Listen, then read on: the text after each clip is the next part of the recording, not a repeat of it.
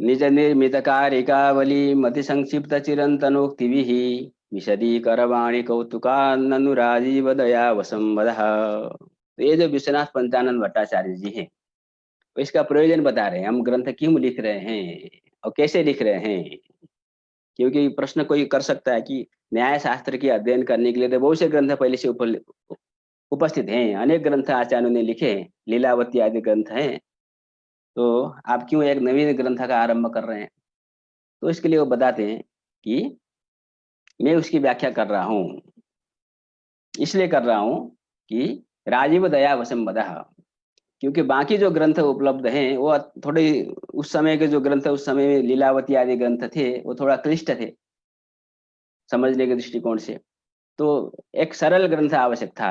आज के जमाने में तो हम लोग सरलता सरलता की बात कर ही रहे हैं, लेकिन आप थोड़ी पहले भी जाएंगे मुक्तावली के समय में पर भी ये बात लगभग आ गई थी कि थोड़ा ग्रंथ सरल होने चाहिए। इसलिए विश्वनाथ पंचानन भट्टाचार्य ने शास्त्र को सरल ढंग से सूत्र भाष्य आदि में लिखे गए जो तत्व है वो सरलता से लोग समझ पाए, इस दृष्टि को ध्यान में रख करके उन्होंने मुक्तावली ग्रंथ को लिखा। किंतु अब आज हमको ये भी थोड़ा लगता है कठिन ही हो रहा है। तो समय का महत्व है, जब समय आगे बढ़ता चला जाएगा तो अब धीरे धीरे तर्क संग्रह आदि ग्रंथ भी कठिन होते चले जाएंगे। किंतु हमको ऐसा प्रयास करना है, शास्त्र की परंपरा वातावरण ऐसा बनाना है कि ये अवस्था कभी ना आए। चलिए आगे बढ़ते हैं, तो इसकी व्याख्या हम करते हैं।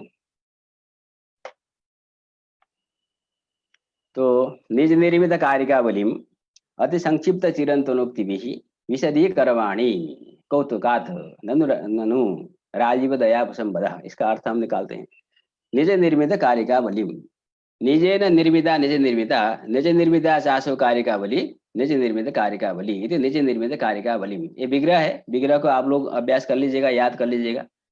तो अर्थ तो स्पष्ट है, स्वयं के द्वारा निर्मित जो कारिकावली है, निजे न स्वयं निर्मिता जो निज निर्मित कारिकावली है, क्योंकि उन्होंने पहले कारिकावली की रचना की जिसका मुख्य नाम था भाषा परिच्छेद।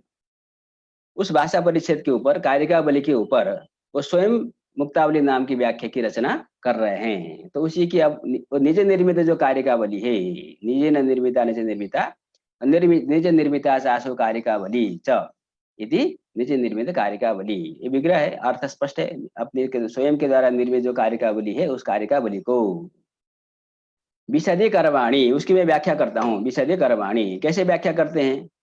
अति संक्षिप्त चिरंतनोक्ति भी, चिरम भवाहा चिरंतना, जो चिरम भवा सूत्र बहुत पहले जो हो गए, बहुत पुराने हजारों साल पहले जो हो गए वो चिरंतन है। सूत्र भाष्यकार आदि चिरम भवाहा चिरंतना सूत्र भाष्यकारादय तेषाम उक्तयः चिरंतनोक्तयः, तेषाम उक्तयः चिरंतनानाम उक्तयः चिरंतनोक्तयः, जो भाष्यसूत्र भाष्यकार आदि है जो बहुत पहले हो गए उनकी जो उक्तियां हैं, कथन है, जो कि हमको सूत्र भाष्य के रूप में उपलब्ध हैं, वो हो गए चिरंतनोक्तयः। अब हमको अति संक्षिप्ता बनाना है। अति अत्यंतम संक्षेप शब्द संक्षेप न तो अर्थ संक्षेप, यासु ताः अति संक्षिप्ता। ये जो चिरंतनों की उक्तियां है सूत्र भाष्य के रूप में उपलब्ध, हमको भाष्यकार आदि का जो वचन है, सूत्रकार आदि का जो वचन है वो अत्यंत संक्षिप्त है। सूत्र तो अत्यंत संक्षिप्त है, भाष्य भी अत्यंत संक्षिप्त ही है। तो संक्षिप्त होने से क्या हुआ, तब तो फिर तो उससे हमको बहुत ज्यादा तत्व मिलेगा नहीं, ऐसी बात नहीं है। शब्द का संक्षेप मात्र है, अर्थ का संक्षेप नहीं है। अर्थ का विस्तार आप करते रहिए।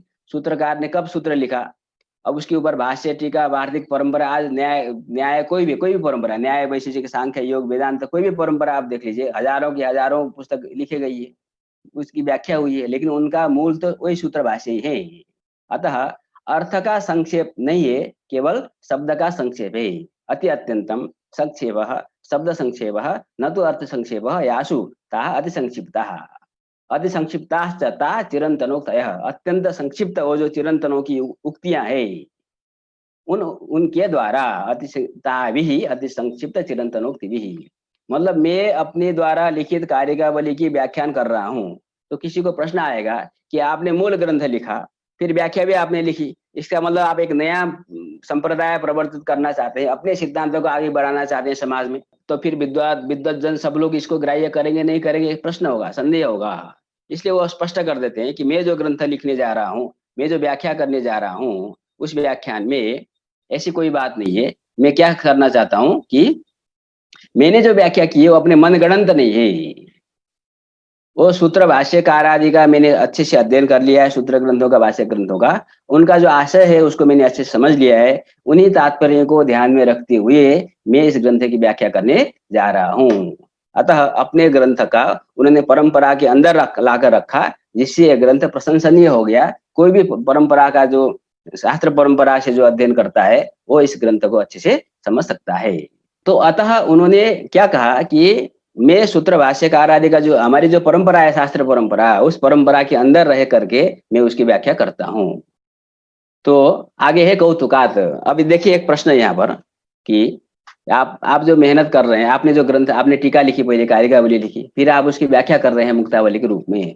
आप न्याय, आपने तो खूब मेहनत किया होगा, आपको बहुत परिश्रम आपने किया होगा, खूब बहुत परिश्रम से आपने इस ग्रंथ का अध्ययन किया होगा, आप इस ग्रंथ की व्याख्या कर रहे होंगे। तो कहते हैं नहीं, मैंने बहुत ज्यादा परिश्रम नहीं किया है, कौतुकात, बस मैं एकदम खेल खेल में इस ग्रंथ की व्याख्या कर रहा हूँ, बिना मेहनत के, बिना परिश्रम से मैं कार्य कर रहा हूँ, खेल खेल में, कौतुक से ही मैं कर रहा हूँ। अब आप देखिए कि मैं आपको एक प्रश्न पूछता हूँ, आपको जवाब देने की जरूरत नहीं यहाँ पर कमेंट आदि में, कि आप मन में सोच लीजिएगा, बाद में देखते हैं। आप कोई भी काम करते हैं, बहुत मेहनत करके, समय दे करके, ध्यान पूर्वक यदि काम करते हैं, उसकी सफलता की संभावना ज्यादा होती है। अथवा आप बिना परिश्रम से, चलो किसी ने कहा काम करना है, चलो शुरू कर देते हैं, तो उसकी सफलता की संभावना ज्यादा होती है। दो चीज, एक तो आपने खूब प्लान किया, योजना बनाया, मेहनत किया, पूरा उसका अध्ययन किया, खूब मेहनत करके आप कहेंगे 3 दिन से हम सोए नहीं, हम इतनी तैयारी कर रहे हैं, उसमें गलती की संभावना, दोष की संभावना कम है, होती है। अथवा आप बिना परिश्रम से कोई काम शुरू कर देते हैं, तो उसमें गलती की संभावना कम होती है, दोष की संभावना कम होती है। तो आप सोचिएगा। तो मैं आपको बताता हूँ, अधिकतर लोग क्या समझते हैं कि खूब मेहनत करके यदि अच्छे से प्रयास करके कर लिया जाए तो उसमें दोष की संभावना कम होती है। आप बिना वैसे शुरू कर देते हैं तो उसमें दोष की संभावना ज्यादा होती है, लेकिन ऐसी बात नहीं है वास्तव में। कोई ग्रंथकार, मेरे आपको बताऊं कि मैं बहुत मेहनत करके, मैं कल रात भर दिन भर पूरा अध्ययन करके मुक्तावली का टीका, 4 टीकाओं को देख करके अब आज आकर के आपको पढ़ा रहा हूँ, तो उसमें थोड़ी दोष की संभावना ज्यादा रहेगी। और मैं कहूँ नहीं तो मैं तो बस, मुझे समय था, मुझे पता था कि 7 बजे शुरू होना है, मैं बस 7 बजे आकर के मैं अभी आपको पढ़ा रहा हूँ, तो इसमें दोष की संभावना कम होती है। क्यों होती है? क्योंकि आप कोई भी का व्यक्ति पूरे आत्मविश्वास के साथ, विश्वनाथ पंचानंद भट्टाचार्य ने कई वर्षों तक शास्त्रों का अध्ययन किया, परंपरा के हिसाब से उन्होंने शास्त्रों का अध्यापन कराया। तो जो न्याय सिद्धांत मुक्तावली ग्रंथ वो लिख रहे हैं, वो अत्यंत अपने बालक के लिए, राजीव नाम का जो शिष्य है, अत्यंत सरलता से सूत्र भाष्य आदि के ग्रंथों का बोध हो जाए, इसलिए वो लिख रहे हैं। उनके लिए अत्यंत सामान्य विषय, हस्तामलकवत, वो एकदम सामने रखा आमला, आमले के समान उसको, उनको शास्त्र के सारे पदार्थ स्पष्ट दिखाई दे रहे हैं। तो उनको कुछ भी शास्त्र के विषय में बोलते समय में पहले से 3 दिन बैठ करके विचार करने की जरूरत नहीं है, परिश्रम करने की जरूरत नहीं है। यदि हम बहुत परिश्रम करते हैं, इसका मतलब क्या है? जैसे आप एक सामान्य उदाहरण लीजिए, एक कुम्हार है, कुम्हार घड़ा बनाता है। तो कुम्हार जब घड़ा बनाता है तो वो बात करते, 4 लोगों से बात करते करते, चाय पीते पीते इधर अपना कला के द्वारा घड़ा बना लेता है कि पता ही नहीं चलता, पता ही नहीं चलता आपको कि उसने क्या किया। आपको लगता है कितने आसानी से वो बना रहा है, लेकिन अब आपको अभ्यास नहीं है, आपको कि मिट्टी देकर कहे कि घड़ा बनाइए, तो आप खुद ही कल्पना करके देख लीजिए आपको कितना मेहनत लगेगा घड़ा तैयार करने में। तो वो कुमार की तरह आप नहीं बना पाएंगे। वो कई सालों का इतना अभ्यास उसने कर लिया है, आप वो बात करते करते, ध्यान देते बिना भी वो कर सकता है। तो अतः विश्वनाथ पंचानंद भट्टाचार्य को सारे ग्रंथ इतने अभ्यस्त हैं, वो अपने शिष्य को पढ़ा रहे हैं। अतः वो जो ग्रंथ की रचना वो कर रहे हैं वो कौतुकात, बिना परिश्रम से। इसका मतलब क्या है? उनको शास्त्र में पूरा पूरा अधिकार है, वो अपने बताना चाहते हैं कि हम जो भी बताएंगे वो शास्त्र के आधार पर बताएंगे, उसमें कोई समस्या नहीं आएगी। ननु छंद पूर्ति के लिए यहाँ पर प्रयोग किया गया है। निश्चय ना कि उसका अर्थ कर सकते हैं, निश्चय ना, निश्चित रूप से मैं बना रहा हूँ, इसकी व्याख्या आप अपने ढंग से कर सकते हैं। क्यों बनाया फिर आपने? कोई विशेष प्रयोजन है क्या? राजीव दया वसंबदा, क्योंकि आपने जब कारिकावली ग्रंथ की रचना कर दी, आप चाहते हैं कि सरल ढंग से पदार्थ का बोध हो जाए, तो कारिकावली की व्याख्या, कारिकावली की रचना करने से उसमें आप जो बात बताना चाहते हैं वो बात आ गई है, तो आप फिर उसकी व्याख्या क्यों कर रहे हैं? तो कहते हैं उनका एक शिष्य था राजीव नाम का, राजीव नाम का जो शिष्य था, तो ये परंपरा से ऐसा पता चलता है कि वो थोड़ा मंद बुद्धि था। तो मंद बुद्धि होने के कारण बाकी जो शिष्य है वो कारिकावली के द्वारा पढ़ करके कारिकावली के सारे तात्पर्य को समझ सकते थे। लेकिन जो राजीव नाम का शिष्य था, वो थोड़ा मंद बुद्धि होने के कारण वो कारिकावली के द्वारा जो सूत्र भाष्यकार आदि का तात्पर्य बताया गया था, उसको अच्छी तरह से नहीं समझ पाता था। उसके लिए थोड़ी कठिनता होती थी।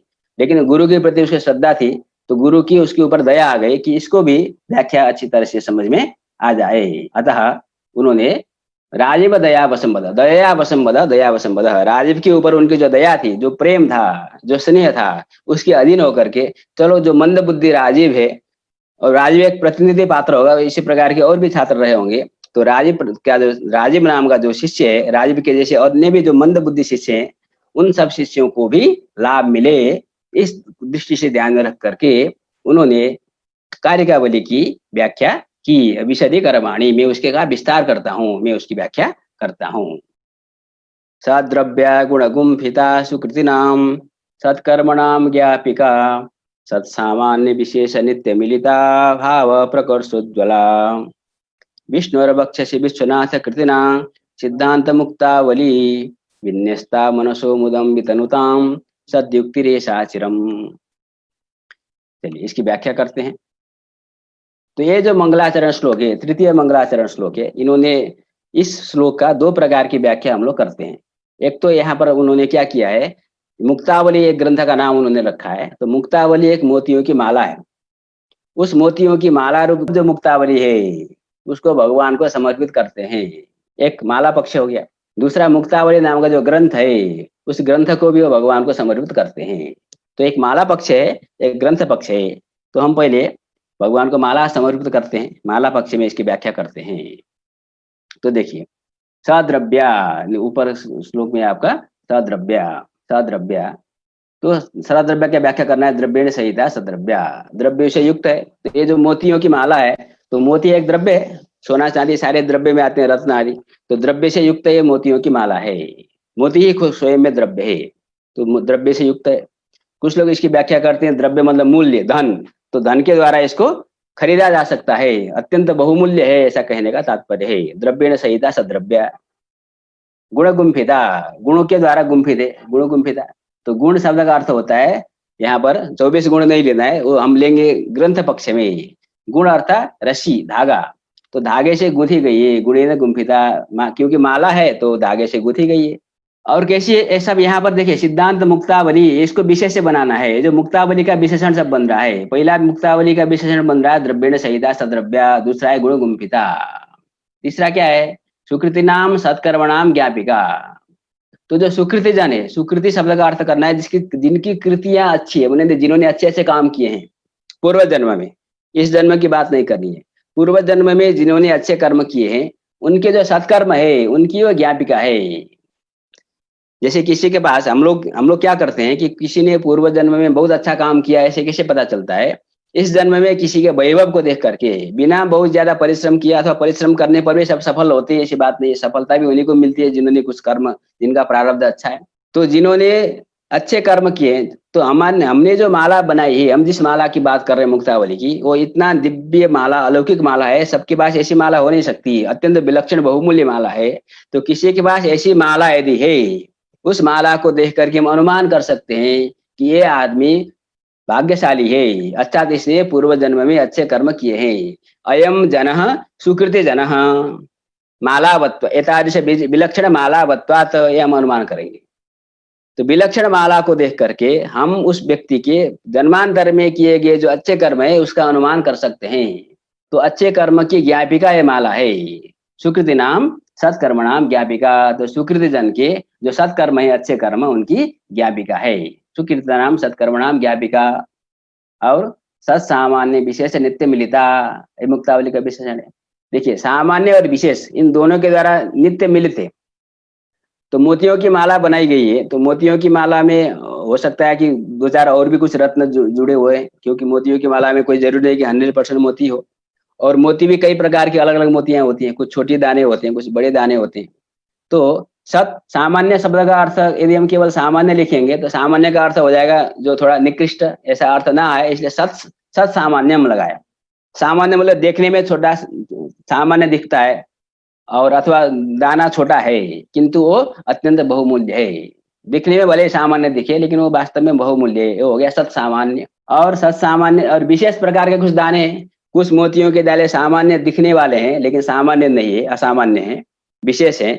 और कुछ विशेष दिखते हैं, बड़े बड़े हैं अथवा चमकने वाले हैं, देखते ही पता चलेगा कि देखो ये तो बहुत अत्यंत बहुमूल्य है। इस प्रकार के सत सामान्य और विशेष, ये दो प्रकार के जो दाने हैं, मोतियों के दाने, उन ये हो गया इति सत्सामान्य विशेषौ। यहाँ पर एक ही पद होना चाहिए, सत्सामान्य विशेषौ। ताभ्याम सत्सामान्य विशेषाभ्याम नित्यम अनवरतम मिलिता, नित्यम अनवरतम मिलिता युक्ता। अर्थात सामान्य प्रकार के दाने मोतियों की और विशेष प्रकार के मोतियों के द्वारा दाने, उनके द्वारा अनवरत नित्य, जैसे कोई माला बना रहा है तो एक दाने और दो दाने के बीच में धागा दिखाई देगा बीच में, तो वो माला की शोभा होगी, अच्छी नहीं होगी। तो अनवरत क्रम से मिले हुए हैं, बीच में कोई भी व्यवधान नहीं है, बीच में से धागा नहीं दिखाई दे रहा है, इस प्रकार अच्छे ढंग से बनाई गई माला है। सत्सामान्य विशेष नित्य मिलिता। फिर कैसी मुक्तावली है? अभाव प्रकर्षोज्वला, अभावे तेजो भावे, अंधकार में, जब रात में अंधकार में आप रख देंगे तो प्रकर्षण उज्ज्वला, अर्थ प्रकाशिका, खूब चमकती है, अर्थ को प्रकाशित कर, इतना चमकती है कि उसके चमक में हम अन्य वस्तु को देख सकते हैं, चमचमाती है, प्रकाशित करती है। तो अंधकार में, अभाव में, तेजो भाव में अर्थ को प्रकाशित करने वाली, चमकने वाली ये मोतियों की माला है। फिर कैसी अभाव, यहाँ तक हो गया। सद्रव्य गुणगुंभिता, स्वीकृति नाम सत्कर्मणाम ज्ञापिका, और सत्सामान्य विशेष नित्य मिलिता, और अभाव प्रकर्षोज्वला मुक्तावली। और भी कुछ विशेषण है क्या? तो कहते हैं यहाँ पर एक सद्युक्ति है, सद्युक्ति। तो सद्युक्ति का अर्थ कर देखते हैं। सती समीचीना युक्ति योग रचना विशेषो यस्याम सा सद्युक्ति। जिसकी रचना विशेष भी बहुत अच्छे ढंग से की गई है, क्योंकि माला, देखिए माला बनाने के लिए कोई कुशल कारीगर होता है, वो माला बनाता है तो उस माला की शोभा दूसरी होती है। और जिसको माला बनाना नहीं आता वो अपने हिसाब से माला को रख देगा, दाने को किसे मिलाना है कहाँ, वो एक कला होती है। उस कला को जो जानता है, उस ढंग से जो बनाई गई माला, उसकी शोभा अच्छी होती है। तो इस माला की जो रचना विशेष है, जो युक्ति है, जो रचना विशेष है, वो भी अच्छे ढंग से, समीचीन ढंग से की गई है। इस प्रकार की ये सदयुक्ति, ऐसा है सिद्धांत मुक्तावली। मुक्तावली, और केवल मुक्तावली नहीं, सिद्धांत मुक्तावली। सिद्धांत का अर्थ क्या है? सिद्धांता सिद्ध। अब ये मुक्तावली तो मुक्तानाम आवली मुक्तावली स्पष्ट है। सिद्ध समीचीनीकृत अंत मेरु प्रदेश ऐसा सिद्धांत। आपने माला देखा होगा तो माला में अंतिम में जो मेरु बनता है, तो किसी किसी में बहुत सुंदर ढंग से मेरु बनाई जाती है, तो माला की शोभा बढ़ जाती है। कहीं कर मेरु को ऐसे ही ऊपर एक दाना लगाकर छोड़ देते हैं तो उसकी अपेक्षा उसकी शोभा थोड़ा कम होती है। तो यहाँ पर जो मुक्तावली इन्होंने बनाई है, इसका जो अंत है, अंतिम में क्या बनता है? मेरु। तो अंतः सिद्ध समीचीनीकृत अंतः मेरु प्रदेश, जिसका जो मेरु प्रदेश है वो अत्यंत अच्छे ढंग से बनाई गई है, ऐसा उसको कहते हैं सिद्धांत। ऐसी जो मुक्तावली, सिद्धांत जासो मुक्तावली, सिद्धांत मुक्तावली, ये जो सिद्धांत मुक्तावली है, तो माला तैयार हो गया, अच्छे ढंग से रचना की गई है, मेरु प्रदेश में सुंदर है, दाने अलग अलग प्रकार के, भिन्न भिन्न प्रकार के, भिन्न भिन्न जातियों के दाने लगे हैं, अंधकार में चमकने वाली है, अच्छे सुकृति जनों की कर्मों को अनुमान कराने की सामर्थ्य रखती है, और बहुमूल्य है, धागे से गुथी गई है। ऐसी जो माला बनाया, तो इतना उत्कृष्ट माला की रचना करने के बाद क्या करना चाहिए? तो उन्होंने कहा तो विश्वनाथ कृतिना, विश्वनाथ नामा कृति, विश्वनाथ कृति तेना विश्वनाथ कृतिना, विश्वनाथ नाम के जो कृति है, पंडित है विश्वनाथ पंचानंद भट्टाचार्य, उनके द्वारा विष्णु और बक्ष से विन्यस्ता, भगवान नारायण के हृदय स्थल में उन्होंने समर्पित कर दिया। विष्णु और बक्ष से विन्यस्ता, पहले वाले मंगलाचरण श्लोक में उन्होंने भावः भवतु भव्याय कहा, तो बाद में यहाँ पर विष्णु और बक्ष से इन्होंने कहा। तो कोई इनको ये आरोप नहीं लगा सकता कि वैष्णव संप्रदाय की है अथवा शैव संप्रदाय की है, तो ये संप्रदाय निरपेक्ष विश्वनाथ पंचानंद भट्टाचार्य हैं। तो विष्णु और बक्ष, क्योंकि नाम में केवल भेद होता है, भगवान में भेद नहीं होता, जो भेद करता है वो मूर्ख है। विष्णु और बक्षसी विन्यस्ता, विष्णु भगवतः नारायणस्य बक्षसी हृदय स्थले, माला को उन्होंने समर्पित कर दिया। इतना बहुमूल्य माला बना करके खुद ही पहनना चाहिए, भगवान को क्यों समर्पित कर दिया? तो क्या भगवान की आज्ञा है, यत् करोषि यदस्नासि यत् जुहोषि ददासि यत् तपस्यसि कौन्तेय तत्कुरुष्व मदर्पणम, ऐसा भगवान ने किया है, कहा है। अतः तो भगवान की आज्ञा है, तो भगवान की आज्ञा, जो भगवान के भक्त हैं उनको भगवान की आज्ञा का पालन अवश्य करना चाहिए। तो उन्होंने भी अत्यंत बहुमूल्य माला को लेकर के, क्योंकि जो बहुमूल्य चीज प्राप्त होता है तो मनुष्य अपने सबसे प्रिय व्यक्ति को देता है। तो आपने भर्तृहरि की कहानी सुनी है, तिक्ताम च ताम च मदनम च इमाम च माम च, आप जानते होंगे, नहीं भी जानते होंगे तो आप ढूंढ सकते हैं भर्तृहरि की कहानी। अभी मैं उसकी व्याख्या नहीं करूंगा। लेकिन विश्वनाथ पंचानंद भट्टाचार्य के सबसे प्रिय कौन है, वो जानते हैं सबसे प्रिय तो परमात्मा है, क्योंकि हम वो अपना हमारे आत्मा स्वरूप है अथवा आत्मा के निकट है। न्याय के दृष्टिकोण से बोलेंगे तो उसके सदृश है, और अद्वैत वेदांत की भावना से बोलेंगे तो वही परमात्मा ही हम है। तो जो भी हो, सबसे प्रिय जो है वो वास्तव में परमात्मा है। ये तत्व को यही तत्व है, इस तत्व को समझते थे, इसलिए अत्यंत बहुमूल्य माला की रचना करके उन्होंने विष्णु और बक्षसी विन्यस्ता भगवान नारायण के हृदय स्थल में समर्पित कर दिया। तो कहा आपकी कोई अपेक्षा है कि आप समर्पित करते तो आप चाहते क्या है? तो कहा मैं कुछ विशेष नहीं चाहता, मैं चाहता हूं कि सुकृति नाम एवं ऊपर से ले आना है, सुकृति नाम मनसः मुदम चिरम वितनुताम। मतलब ये जो माला है क्या करे, उनकी अपेक्षा क्या है कि जो सुकृति है, यहाँ पर सुकृति का अर्थ करना जो भगवत भक्त है, क्योंकि भगवान के हृदय स्थल में समर्पित कर दिया है। तो कोई भी भगवान का भक्त भगवान का जब दर्शन करने जाएगा तो भगवान के गले में अत्यंत चमचमाता हुआ अत्यंत दिव्य इस प्रकार की विलक्षण मोतियों की माला को जब देखेगा तो भगवान, तो वहां पर उसकी जो छवि है भगवान की छवि और उसके लिए प्रिय हो जाएगी। तो उसको देखेगा कितना अच्छा लगेगा, भगवान के भक्तों को देखो कि कितनी अच्छी तरह से भगवान का श्रृंगार किया गया है, भगवान को कितनी अच्छी माला किसी ने चढ़ाई है।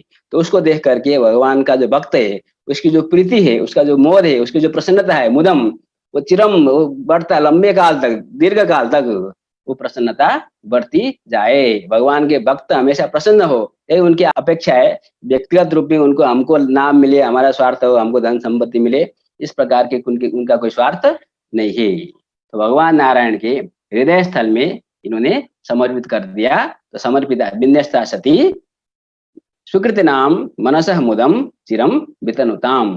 ये माला पक्ष में हमने व्याख्या कर दिया। ग्रंथ पक्ष की व्याख्या हम कल करेंगे।